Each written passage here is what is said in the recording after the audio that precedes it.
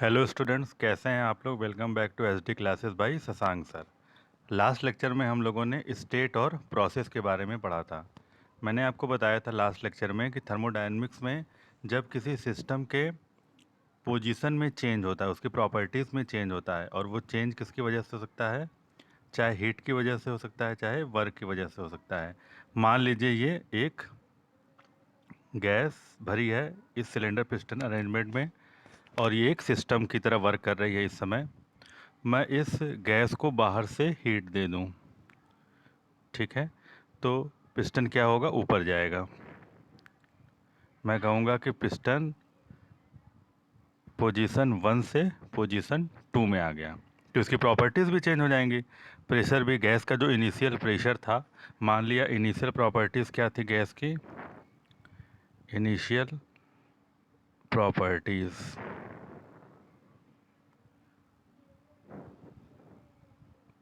क्या थी, pressure P1 था, ठीक है, वॉल्यूम V1 था, और टेम्परेचर T1 था।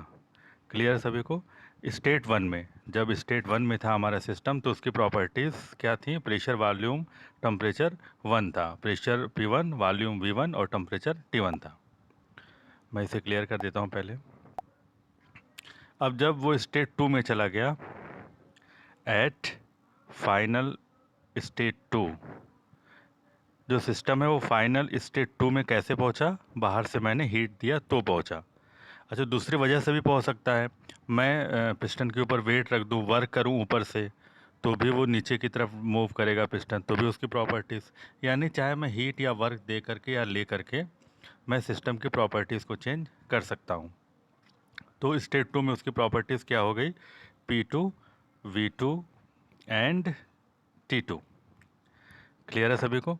तो इसकी प्रॉपर्टीज़ चेंज हो गई, P1 से P2 हो गई, V1 से V2 हो गई, और T1 से T2 हो गई, ठीक है। तो मैं कहूँगा कि this change of state is known as process, ठीक है। अगर मैं इसको डायग्राम से बताऊँ तो अब देखिए, मैं मान लीजिए 1 यहाँ पे था, तो स्टेट 1 यहाँ पे है, इसका मतलब इसकी कुछ प्रॉपर्टीज़ हैं, यानी इसका प्रेशर P1, वॉल्यूम V1 और टेम्परेचर T1 है। ये इसके कोऑर्डिनेट हो गए पॉइंट 1 पे। क्लियर है सभी को। अब मैंने हीट दिया तो इसकी प्रॉपर्टीज़ चेंज हो गई।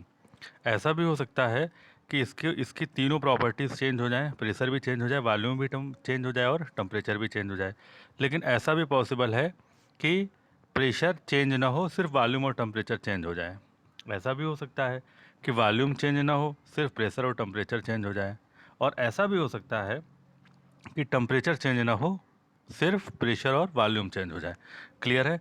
तो मैं कह सकता हूँ कि कोई एक प्रॉपर्टी, चाहे P1, P, चाहे V, चाहे T, कोई भी एक प्रॉपर्टीज़ को कांस्टेंट रख करके भी हम स्टेट में चेंज कर सकते हैं, कोई प्रोसेस कर सकते हैं किसी प्रॉपर्टी को कांस्टेंट रख करके। इसको एग्जांपल के तौर पे मैं समझने की कोशिश करूँगा। जैसे मान लीजिए एक बंद कंटेनर है, ठीक है, मैंने इसको लिख दिया, ये क्या है, एक क्लोज्ड कंटेनर है। तो क्लोज्ड कंटेनर में कोई गैस भरी है। आप जानते हैं कि जो कंटेनर का वॉल्यूम होगा वही गैस का वॉल्यूम होगा, ठीक है। तो मान लीजिए जो गैस भरी है उसका प्रेशर P1 है, वॉल्यूम V1 है, और टेम्परेचर T1 है। ये तीन प्रॉपर्टीज़ है। गैस का अपना कोई टेम्परेचर होगा, गैस का वॉल्यूम क्या माना जाएगा, जो कंटेनर का वॉल्यूम है, क्योंकि गैस की प्रॉपर्टी है कि वो कंटेनर के वॉल्यूम को ऑक्यूपाई कर लेती है। वो गैस का अपना एक प्रेशर होगा, ठीक है। अब बाहर से मैंने गैस को हीट दे दिया, थोड़ी देर के बाद मैंने गैस को बाहर से हीट दे दिया, तो क्या होगा, आप जानते हैं कि गैस का टेम्परेचर बढ़ जाएगा। गैस को आप हीट दोगे तो गर्म हो जाएगी गैस, उसका टेम्परेचर बढ़ जाएगा। उसका टेम्परेचर मान लिया T1 से किसकी क्या हो जाएगा, T2 हो जाएगा, ठीक। उसी तरीके से उसका प्रेशर भी चेंज हो जाएगा, गैस का प्रेशर बढ़ जाएगा। क्यों बढ़ जाएगा, क्योंकि गैस के मॉलिक्यूल्स जब ज़्यादा एनर्जेटिक हो जाएंगे तो कंटेनर पे ज़्यादा फोर्स लगाएंगे, ठीक है। कंटेनर के वाल्स पे आप जानते हो कि गैस का प्रेशर कैसे निकाला जाता है, या गैस का प्रेशर क्या होता है, तो कंटेनर के वाल पे वो ज़्यादा प्रेशर फोर्स लगाएंगे, तो प्रेशर जो है वो चेंज होकर के P1 से P2 हो जाएगा। लेकिन अगर आप ध्यान दें, ये क्लोज्ड कंटेनर है, गैस का वॉल्यूम चेंज नहीं होगा। क्यों नहीं होगा? क्योंकि क्लोज्ड कंटेनर है। गैस का जो पहले वॉल्यूम था, कंटेनर का जो पहले वॉल्यूम था, गर्म करने के बाद भी कंटेनर का उतना ही वॉल्यूम है, क्योंकि गैस कंटेनर से बाहर तो नहीं निकल जाएगी ना। तो गैस कंटेनर के अंदर रहेगी, तो गैस का वॉल्यूम अभी भी कंटेनर के वॉल्यूम के बराबर रहेगा।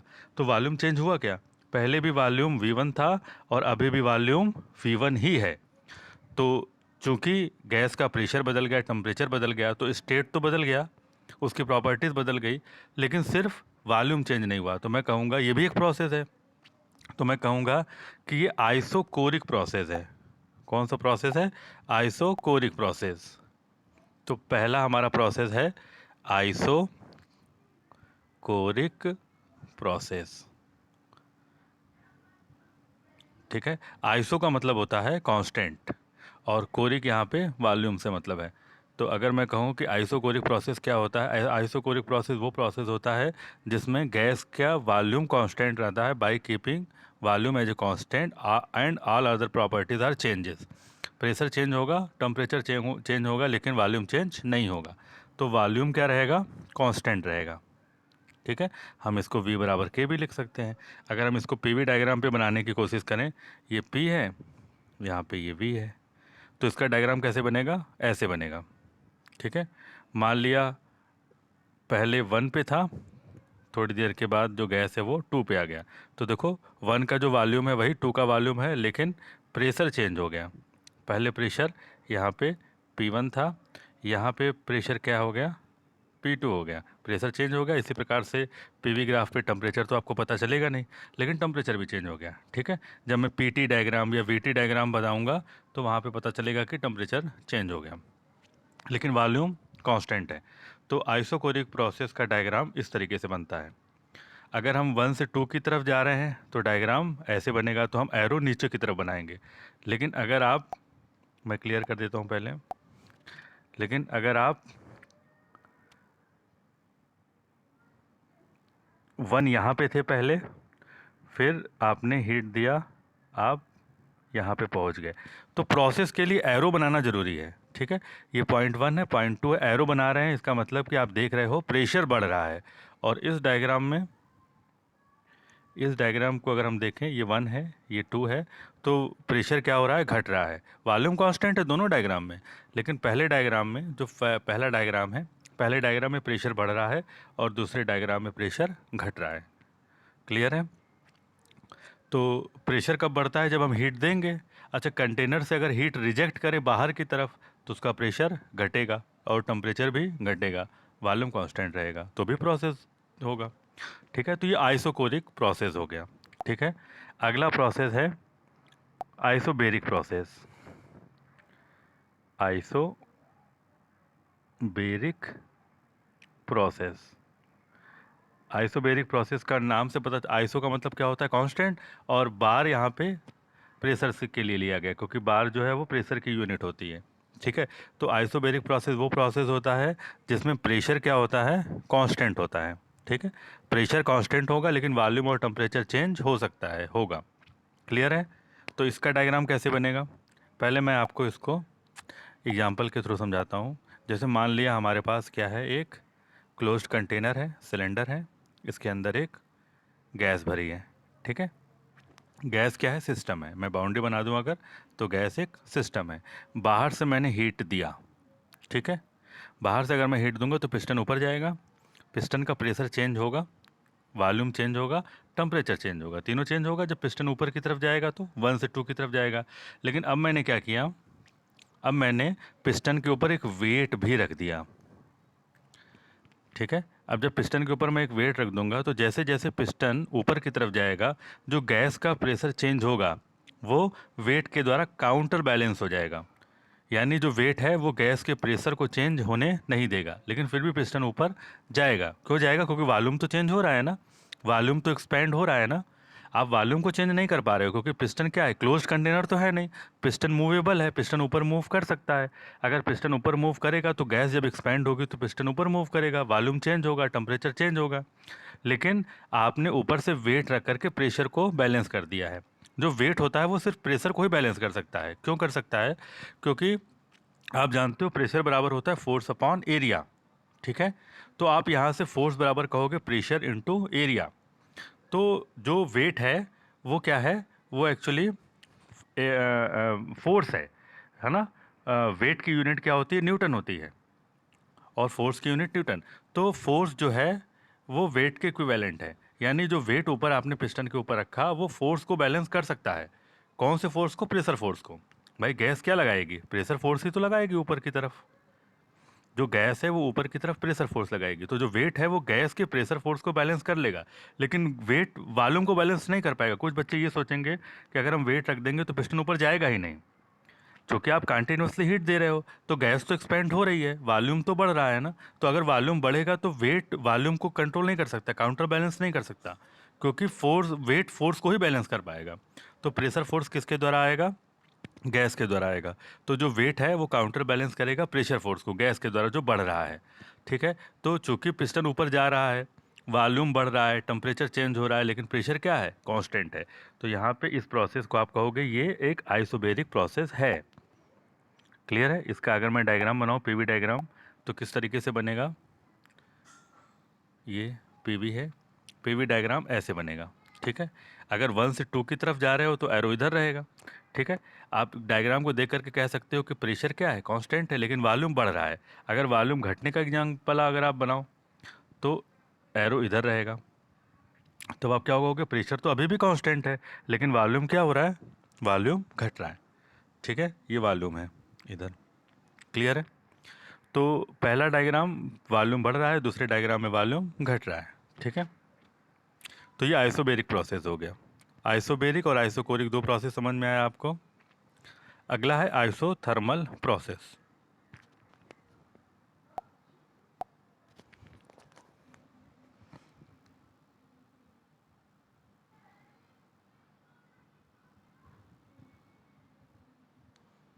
आइसोथर्मल प्रोसेस, नाम से पता चलता है आइसो का मतलब कांस्टेंट, और थर्मल किससे रिलेटेड है, टेम्परेचर से रिलेटेड है। तो आइसोथर्मल प्रोसेस वो प्रोसेस होता है जिसमें गैस का टेम्परेचर कांस्टेंट होता है। ठीक है। टेम्परेचर कांस्टेंट होगा, प्रेशर और वॉल्यूम चेंज हो सकता है। तो इसकी इक्वेशन क्या होगी, मैं आपको बताता हूँ। आप जानते हो कि पी वी बराबर एन आर टी और पी वी बराबर एन आर टी दो इक्वेशन होती हैं गैस की।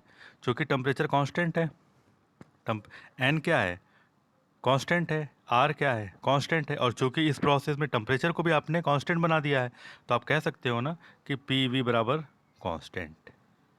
ठीक है।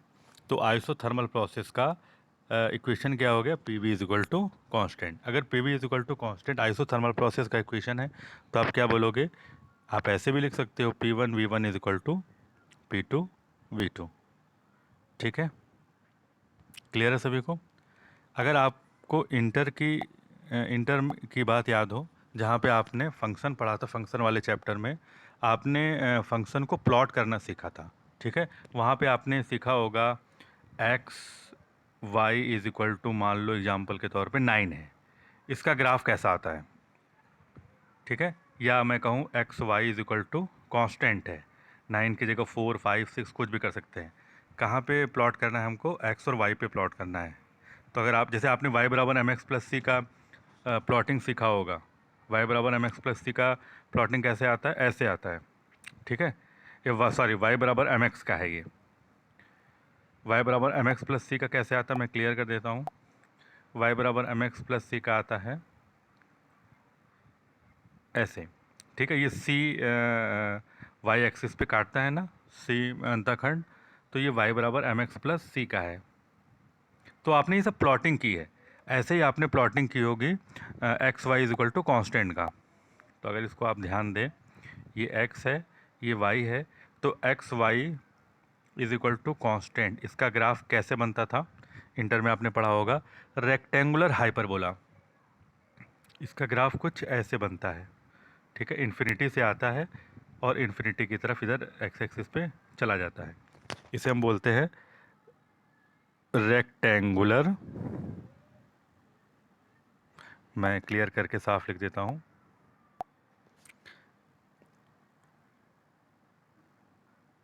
Rectangular hyperbola. ठीक है। अगर आप ध्यान दें, आइसोथर्मल जो प्रोसेस होता है, आइसोथर्मल प्रोसेस की भी इक्वेशन क्या है, P V is equal to constant ही तो है। जैसे X Y is equal to constant था, यहाँ पे चूंकि जो ग्राफ था वो एक्स और वाई के बीच में था, यहाँ पे एक्स एक्सिस थी, उधर वाई एक्सिस थी। लेकिन यहाँ पे क्या, इधर पी है, सॉरी इधर पी है और इधर वी है, यही तो आप करते हो, पी वी ग्राफ है ना ये। तो P V is equal to constant का ग्राफ कैसे बनेगा, ऐसे बनेगा। ठीक है, आप पहले 1 पे थे, फिर आप 2 पे चले गए और ये प्रोसेस हो गया 1 से 2 की तरफ। तो यहाँ पे प्रेशर घट रहा है और वॉल्यूम बढ़ रहा है। अगर मैं उल्टा कर दूँ तो मैं इस तरीके से बना सकता हूँ, इधर P है इधर V है, आपका इधर भी बन सकता है, इधर 1 है इधर 2 है। 1 और 2 का क्या मतलब है, स्टेट 1, यानी आपका सिस्टम स्टेट 1 में पहले था और अब स्टेट 2 में है। तो यहाँ पे जो प्रोसेस है उसमें वॉल्यूम घट रहा है इस डायग्राम में और प्रेशर बढ़ रहा है। और जो पहले डायग्राम बनाया था उसमें मैंने बताया था कि प्रेशर घट रहा है और वॉल्यूम बढ़ रहा है, इस डायग्राम में वॉल्यूम घट रहा है। क्लियर है सभी को। तो ये आइसोथर्मल प्रोसेस हो गया। क्लियर है सभी को। ठीक है स्टूडेंट्स, नेक्स्ट लेक्चर में हम लोग एडियाबैटिक प्रोसेस और पॉलीट्रॉपिक प्रोसेस के बारे में पढ़ेंगे। Thank you.